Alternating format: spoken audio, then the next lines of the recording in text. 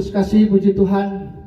Kembali bertemu dengan saya dalam khotbah online GPC Anugerah Bermazmur 11 April 2021. Mari kita merendahkan diri di hadapan Tuhan, meminta hikmat dan pengertian dari Tuhan, agar kita boleh diberkati ketika mendengarkan berita firman-Nya. Tuhan yang kami kasihi, Tuhan yang mengasihi kami, terima kasih bahwa pada hari ini kami sangat merindukan firman-Mu berbicara kepada kami, memberikan kami pengertian untuk menjalani kehidupan kami yang tersisa, supaya kami boleh hidup sesuai dengan rencana-Mu, hidup di dalam panggilan-Mu, tidak keliru, tidak salah. Maka Tuhan, di dalam kehidupan kami yang penuh dengan berbagai macam masalah dan persoalan, hari ini kiranya Tuhan memberikan kepada kami pengertian, pencerahan oleh Roh Kudus, sehingga Tuhan kami boleh menjadi kuat dan membuat kami bahkan memiliki kemampuan untuk melihat peluang sebagai suatu terobosan untuk berjalan keluar dan naik untuk maju memperoleh kemuliaan dari Tuhan. Terima kasih Bapa. Kami percaya Engkau hadir di sini. Kuduskan, sucikan kami dengan darah-Mu Yesus, sehingga kami layak untuk menerima firman-Mu. Kau memberkati hamba-Mu yang menyampaikan dan mereka semua yang mendengar. Berkati kami semua, karena kami semua membutuhkan Tuhan. Dalam nama Yesus kami berdoa. Haleluya. Amin. Saudara-saudara, hari ini saya mau sampaikan satu tema firman Tuhan, yakni menantikan Tuhan. Saya percaya bahwa di dalam hidup ini, ketika kita sedang menunggu untuk menerima berkat Tuhan yang tanggalnya, jamnya sudah kita ketahui dan bersifat pasti, maka kita akan memiliki kekuatan, memiliki power yang luar biasa untuk menanti-nantikan itu. Betul tidak? Tetapi jika kita sedang dalam masalah, dalam persoalan, jalan buntu, kepala mumet, karena tidak ada kepastian bahwa masalah-masalah yang kita hadapi akan selesai, kita akan menjadi ciut, nyali kita akan menjadi kecil. Mungkin bahkan kita menjadi begitu takut, menjadi begitu panik. Dan banyak sekali orang yang benar-benar mengalami ketidakseimbangan hidup karena hal itu. Hari ini kita akan belajar bagaimana menantikan Tuhan dan mengalami sesuatu yang luar biasa dalam hidup kita untuk mengatasi hal-hal yang sangat sulit dalam kehidupan kita, yang begitu real, begitu nyata dalam hidup ini. Saudara-saudara, mungkin Anda pernah mendengarkan lagu Obi Mesak dengan judul Kisah Kasih di Sekolah, yang lirik tengahnya saja yang mungkin saya sedikit hafal. Malu aku malu dengan semut merah yang berjajar di dinding, menatapku curiga seakan dia bertanya, sedang apa di sini? Menanti pacar jawabku. Saudara, ini adalah lagu yang sudah lama dan saya yakin mungkin waktu itu cukup populer karena lagunya sedikit enak. Tetapi saudara-saudara, ada lagu pertama yang saya tidak bisa menyanyikannya, tetapi saya bisa membacanya untuk saudara. Dikatakan bahwa resah dan gelisah menunggu di sini di sudut sekolah, tempat yang kau janjikan ingin jumpa denganku, walau mencuri waktu berdusta pada guru. Saudara-saudara, lagu Kisah Kasih di Sekolah ini adalah lagu tentang menunggu, menanti-nantikan sang pujaan hati. Karena ini adalah lagu tentang asmara, tetapi untuk anak-anak yang masih duduk di bangku sekolah SMA. Yang jelas saudara-saudara, orang-orang yang sedang menunggu, mereka biasanya menyampaikan keluhan-keluhan karena menunggu itu tidak enak. Ada yang bilang bosan, ada yang bilang lelah. Tapi ada juga yang menuliskannya di dalam sebuah kalimat. Saya tidak tahu ini siapa, tapi namanya adalah Lala Purwono. Dia mengatakan, menunggu seseorang terlalu lama tanpa ada kepastian disebut kebodohan akut. Ditunggu lama-lama nggak datang, tetapi juga tidak ada kepastian datang apa enggak. Ini adalah sebuah kebodohan. Maksudnya dia tinggal saja, pergi saja. Ngapain ditunggu begitu ya? Tapi ada juga dari Merta Sanjaya yang mengatakan, tidak ada gunanya menunggu-menunggu sesuatu yang tidak pasti. Seperti menunggu air hujan menjadi permata atau menunggu patung Liberty tersenyum kepadamu. Saudara-saudara, sangat menarik dan sangat lucu. Tetapi ini adalah ungkapan-ungkapan orang yang sedang menunggu, pikiran-pikiran orang yang sedang menunggu. Menunggu adalah sesuatu yang sangat tidak menyenangkan. Apalagi kalau itu tanpa kepastian, ya. Jadi menunggu atau menanti-nanti sesuatu itu sangat tidak kita inginkan. Kita inginnya nggak usah nunggu, tapi begitu kita perlu, kita butuh, sudah ada di sana. Menunggu gajian saat uang sudah habis. Pernah saudara mengalami? Dan saudara lagi butuh untuk membayar sesuatu, tapi uang sudah habis. Tekor saudara. Atau menunggu, menanti jadi kaya saat masih miskin, pandemi lagi. Wah, ini malah double. Sudah miskin, pandemi, tapi sedang menunggu untuk menjadi kaya. Saudara-saudara, semua itu sangat berat. Namun saudara, di dalam perjalanan bersama Tuhan, kita seringkali dibiarkan menunggu. Dan kita diizinkan menunggu di dalam ketidakpastian. Bahkan di dalam jangka waktu yang cukup panjang. Itu sebabnya banyak orang jadi tidak tahan, bersungut-sungut. Lebih kerasnya lagi mulai meninggalkan Tuhan dan mencaci maki Tuhan. Ada seorang ibu bercerita kepada saya bahwa dia begitu rindu ingin memiliki sebuah rumah yang besar, di mana saat itu dia tinggal di dalam sebuah rumah yang tidak besar, seukuran perumahan yang tipe sederhana. Dan ibunya mulai berdoa dengan tekun, bersungguh-sungguh meminta supaya Tuhan memberikan kepadanya rumah yang besar. Karena jangka waktu berdoanya cukup lama, akhirnya dia berhenti juga.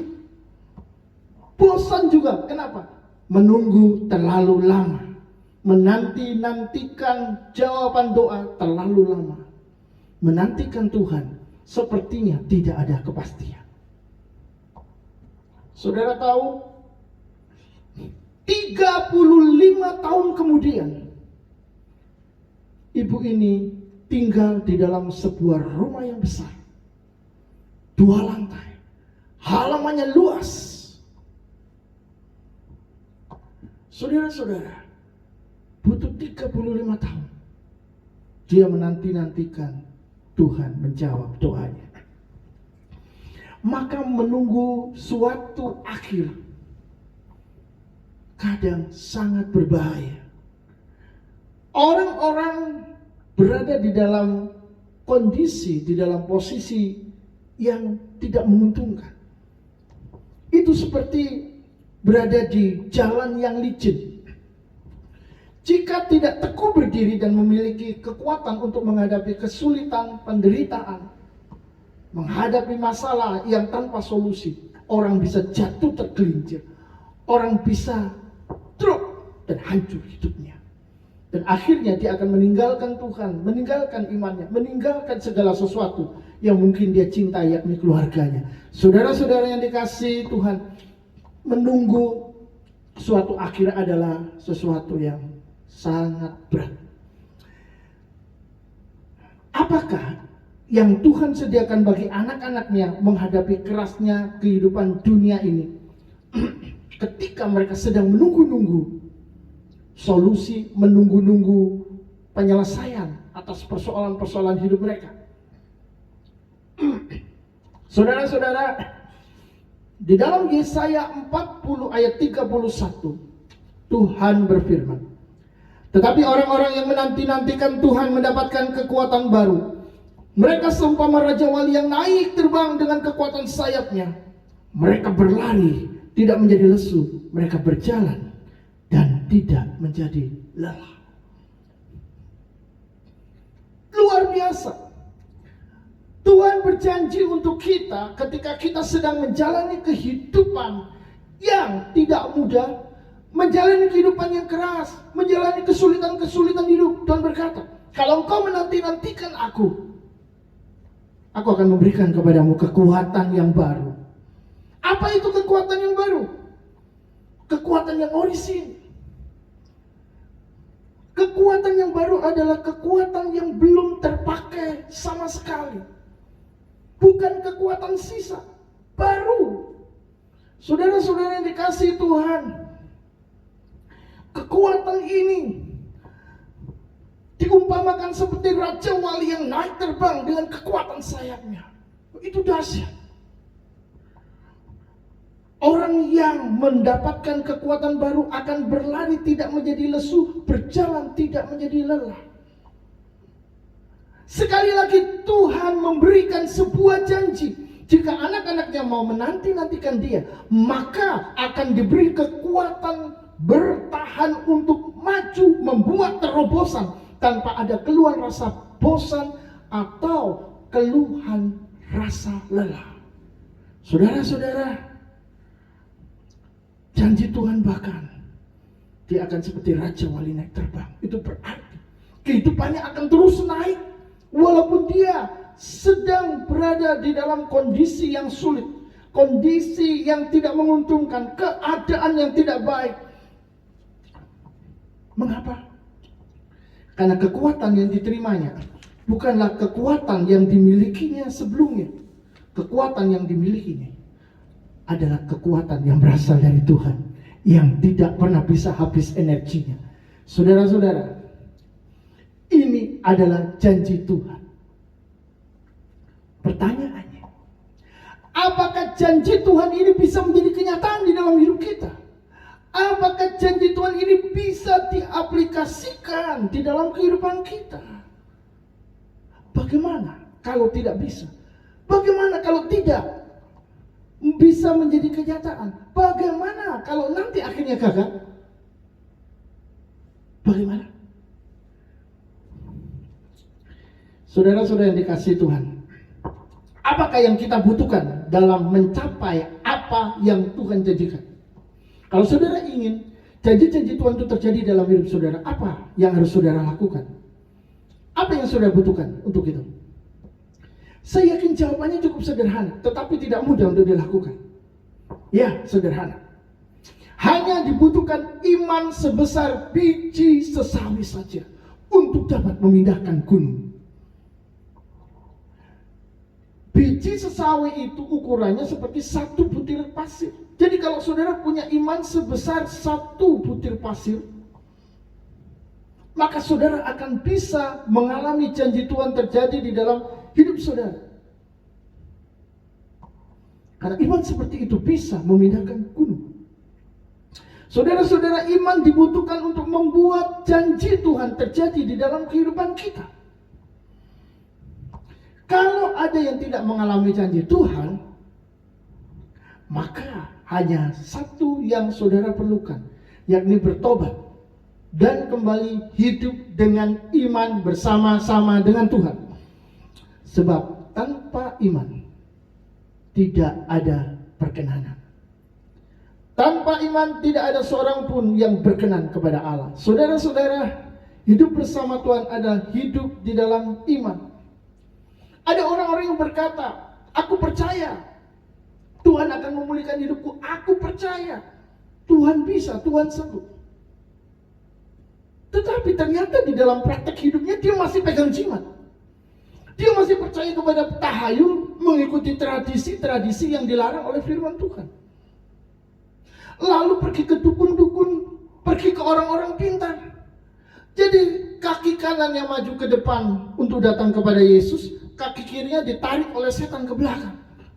Akhirnya dia terjengkang dan jatuh, dan dia tidak bisa mengalami janji Tuhan. Saudara-saudara yang dicintai Tuhan, jangan pernah mencari pertolongan di luar sumber yang benar. Carilah pertolongan di dalam sumber yang sesuai dengan kehendak Tuhan, yakni Kristus sebagai pusatnya. Maka saudara akan mendapatkan pertolongan dengan benar. Karena kalau kita bilang percaya kepada Tuhan, tapi kita masih percaya dengan hal-hal yang bertentangan dengan firman Tuhan, maka itu sama saja artinya dengan kita tidak mempercayai Allah. Kita tidak mempercayai Tuhan. Keraguan-raguan hati itulah yang menghalangi janji-janji Tuhan terjadi di dalam kehidupan kita. Ketidaksabaran, ketidaksetiaan itu melanggar kekudusan Tuhan dan mendatangkan dosa serta kutuk di kemudian hari. Itu sebabnya berhati-hatilah, berdoa dan berjaga-jagalah, karena iblis seperti singa. Dia mencari mangsa, dia mengaum dan menerkam siapa yang bisa ditelannya.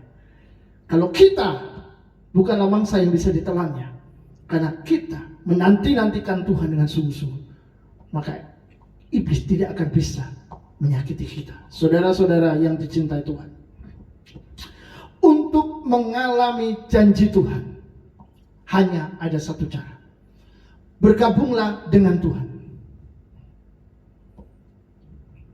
Adalah sangat mustahil dan tidak masuk akal seseorang berkata, saya ini lulusan Harvard, saya ini adalah seorang sarjana dari Harvard, kalau ternyata dia tidak pernah menjadi mahasiswa di sana. Saudara-saudara, seseorang tidak bisa merasa diri percaya atau mengaku-ngaku percaya kepada Tuhan kalau ternyata dia tidak pernah sungguh-sungguh masuk untuk bersekutu dan hidup di dalam iman kepada Yesus dan firman-Nya. Yang jelas, untuk mengalami janji-janji Tuhan, saudara harus ada akses masuk untuk bertemu dengan Tuhan. Bukan cuma teori, tetapi perjalanan hidup yang nyata, yang real dari satu hari ke hari berikutnya, dan seterusnya, dan seterusnya. Hari ini kita akan belajar bagaimana kita bisa berada di dalam satu kondisi sebagai orang yang menanti-nantikan Tuhan. Yang jelas, pin untuk akses masuk kepada janji Tuhan adalah iman. Dan iman berbicara tentang menyatunya seseorang dengan Tuhan dan firman-Nya. Itulah yang disebut dengan persekutuan. Jadi kalau saudara punya iman, maka saudara punya persekutuan dengan Tuhan. Kalau saudara punya persekutuan dengan Tuhan, maka saudara akan memilih untuk menanti-nantikan Tuhan atau meninggalkan Tuhan.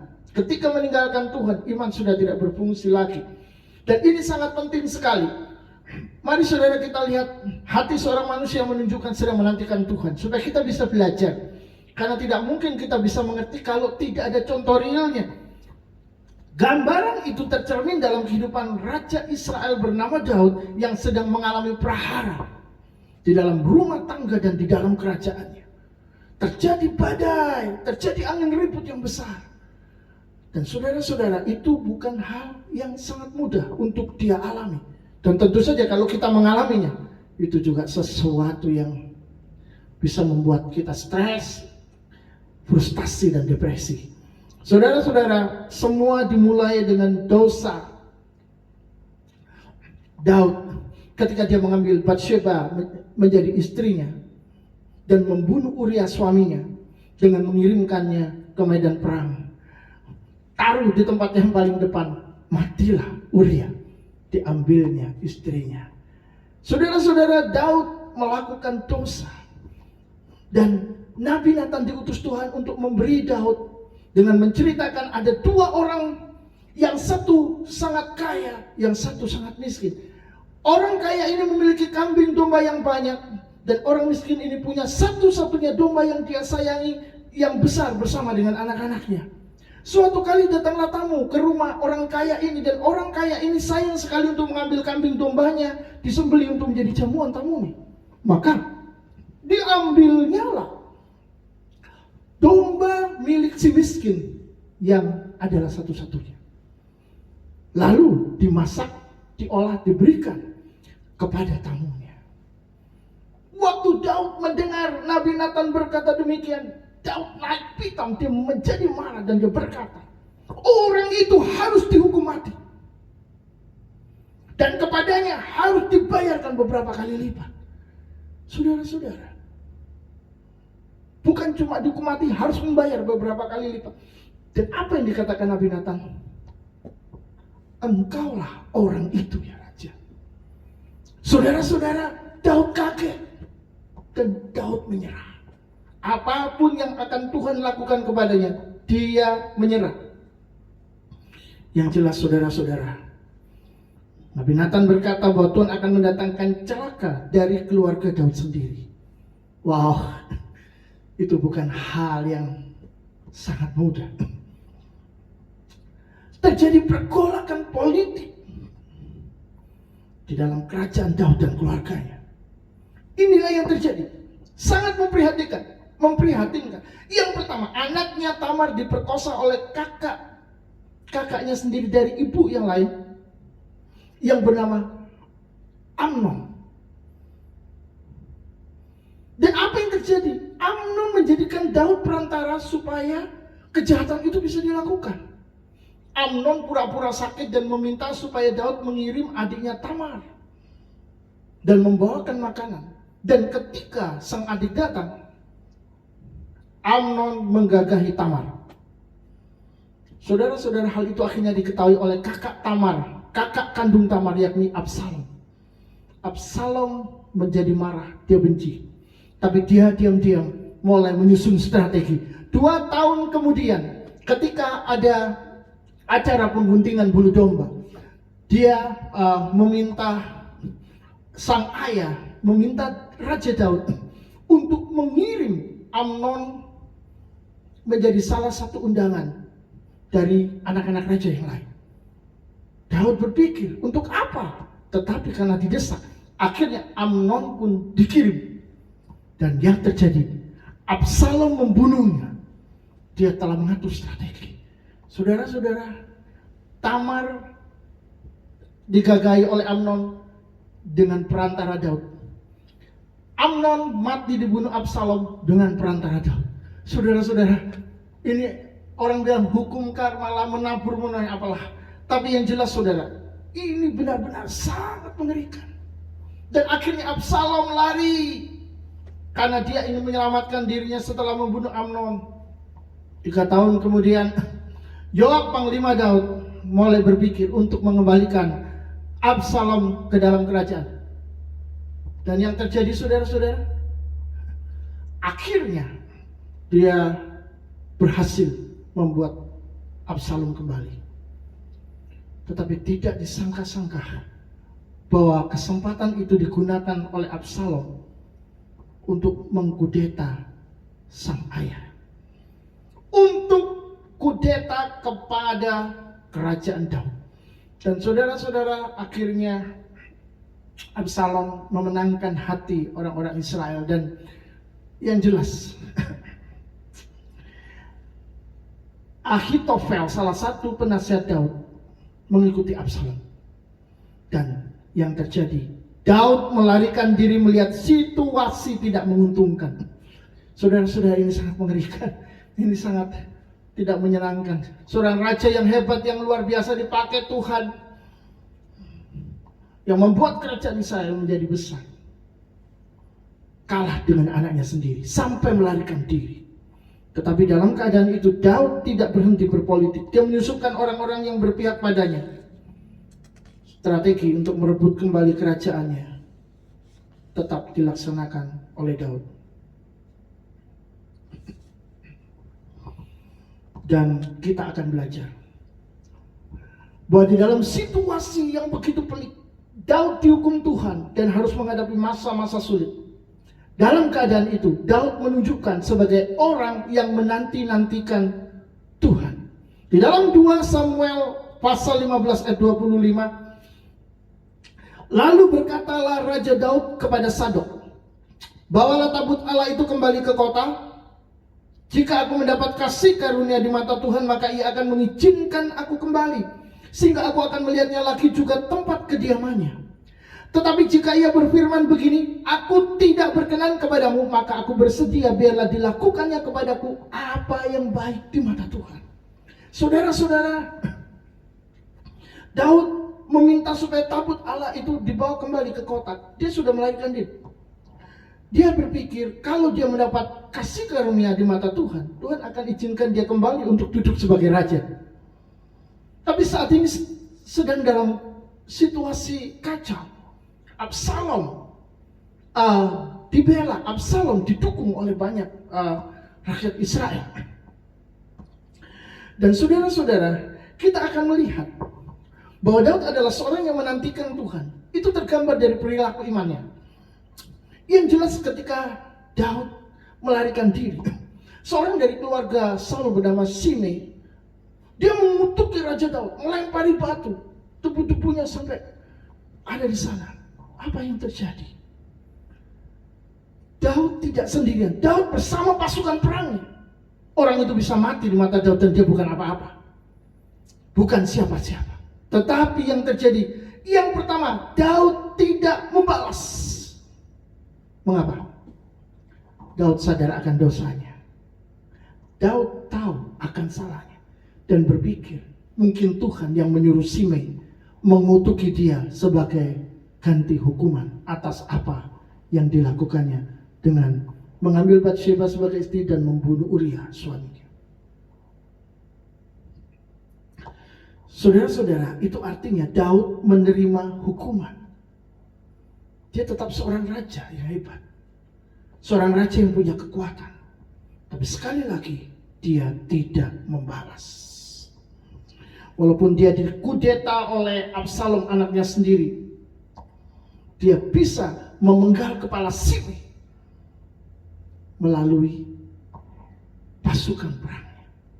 Yang jelas saudara-saudara, di dalam 2 Samuel 16 ayat 9, Abisai berkata kepada Daud, lalu berkatalah Abisai anak Seruya kepada raja, mengapa anjing mati ini, maksudnya Shimei, mengutuki tuanku raja? Izinkanlah aku menyeberang dan memenggal kepalanya.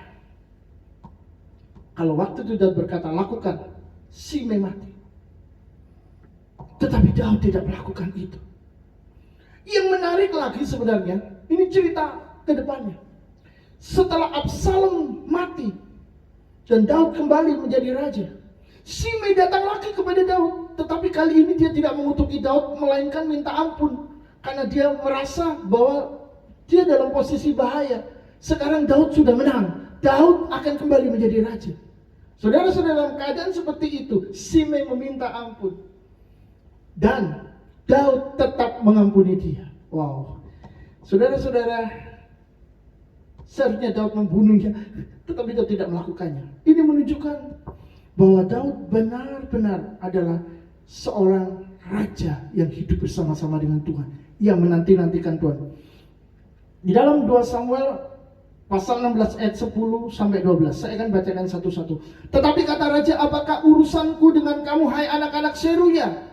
Biarkan ia mengutuk, sebab apabila Tuhan berfirman kepadanya, kutukilah Daud, siapakah yang akan bertanya mengapa engkau berbuat demikian? Pula kata Daud kepada Abisai dan kepada semua pegawainya, sedangkan anak kandungku ingin mencabut nyawaku, terlebih lagi sekarang orang Benyamin ini, Shimei ini, biarkan dia dan biarkan ia mengutuk. Sebab Tuhan yang telah berfirman kepadanya demikian. Ini tadi sebelum dia memenangkan peperangan. Ayat 12. Sangat menarik kita perhatikan. Mungkin Tuhan akan memperhatikan kesengsaraanku ini. Dan Tuhan membalas yang baik kepadaku sebagai ganti kutuk orang itu pada hari ini. Wow. Daud mencari belas kasihan Tuhan. Dia berpikir dengan menerima kutuk Shimei, tidak membunuh Shimei, tidak membalas Shimei, justru Tuhan berbelas kasihan kepadanya. Oh, hambaku mengampuni, aku pun mengampuni dia. Saudara-saudara, ini adalah salah satu cara pandang rohani, kacamata rohani tentang mengasihi, mengampuni dan lain sebagainya. Jelas disitulah terletak kemurahan hati dan cara pandang Daud melihat peristiwa dengan kacamata Tuhan. Saudara-saudara, dia memiliki hati yang menanti-nantikan Tuhan, tidak mengandalkan diri menurut egonya. Ada 3M dalam menantikan Tuhan, supaya mudah diingat. Apa 3M itu? Yang pertama, M yang pertama adalah mengharapkan Tuhan bertindak. Saudara-saudara, di dalam Mazmur pasal 68 ayat 29,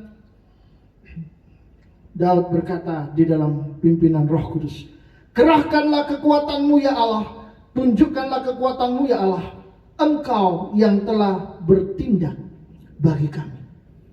Jadi ini adalah keinginan, kerinduan agar Tuhan yang bertindak, Tuhan yang bergerak, bukan dia yang bergerak, Tuhan yang bergerak. Saudara-saudara, orang yang menantikan Tuhan fokus terhadap perbuatan Tuhan, tidak ribut dengan caranya sendiri, tidak mencari solusi dengan caranya sendiri. Dia meminta supaya Tuhan yang bertindak untuk menyelesaikan persoalan.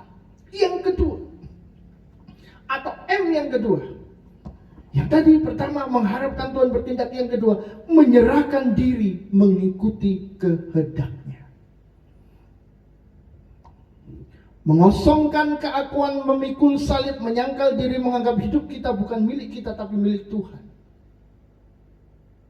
Itu sama dengan kita menyerahkan diri kita kepada kehendak Tuhan. Dan kalau kita lakukan itu, maka kita termasuk golongan yang menanti-nantikan Tuhan. Karena kita sebenarnya percaya kepada Tuhan. Lalu kita siap dan mau menerima bagian yang tidak enak karena Allah, karena kehendak Tuhan. Dan itu menjadikan kita mengalami kuasa dan kekuatan Tuhan.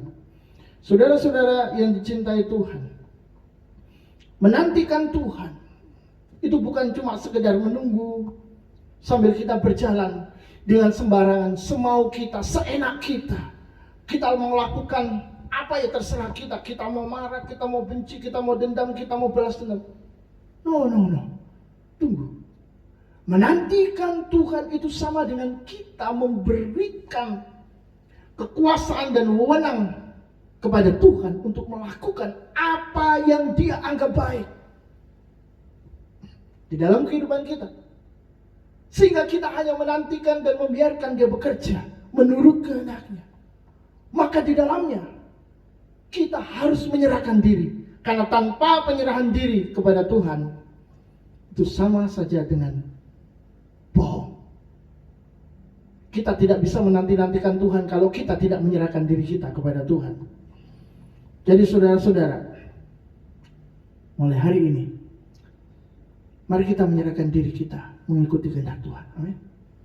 Yang ketiga, atau M yang ketiga, mengandalkan Dia dengan mempercayakan diri secara total kepada kemampuan Tuhan, bukan kemampuan diri.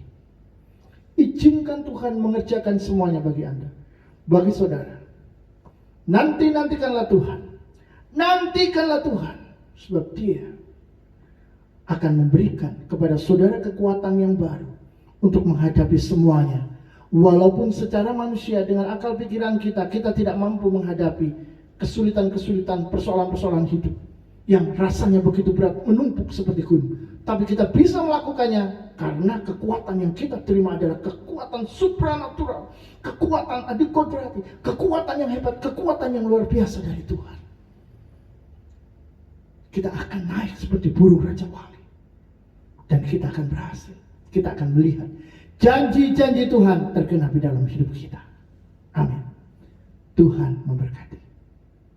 Tuhan terbang tinggi bagai Raja Wali dan